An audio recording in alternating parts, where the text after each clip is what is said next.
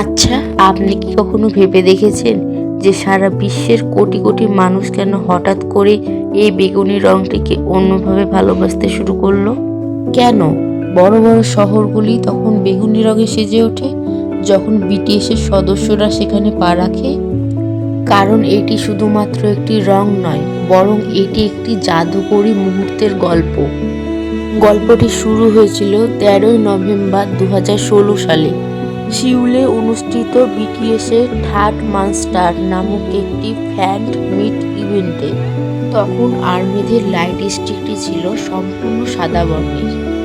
আসলে সেই দিন ছিল আর্মিদের পক্ষ থেকে বিটিএস মেম্বারদের জন্য একটি বিশেষ সারপ্রাইজ ইভেন্ট। তারা তাদের লাইট স্টিকগুলোকে বিশেষ বেগুনি রঙের ব্যাগ দিয়ে ঢেকে দিয়েছিলেন যাতে পুরো স্টেডিয়ামটি বেগুনি রঙে ভরে যায়।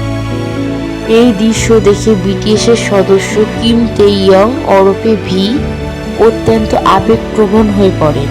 তিনি সেই মঞ্চে দাঁড়িয়ে তাৎক্ষণিকভাবে বেগুনি রং সম্পর্কে একটি সুন্দর ব্যাখ্যা দেন। তিনি বলেছিলেন, আপনারা কি জানেন যে বেগুনি রঙের অর্থ কি? এটি হলো রংধনুর শেষ রং।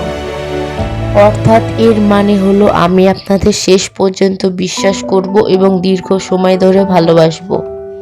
কিম তেইয়ং স্বীকার করেছিলেন যে তিনি সেই মুহূর্তে ওই অর্থটি মনে মনে তৈরি করেছিলেন। সেখান থেকে মূলত কোরিয়ান শব্দ বোরা, যার বাংলা অর্থ হলো বেগুনি, এবং সারাঙ্গে, যার বাংলা অর্থ হলো ভালোবাসি, এই দুটি শব্দ মিলিয়ে তৈরি হয় নতুন শব্দ বোরাহে, যার ইংরেজি অনুবাদ আই পার্পেল ইউ।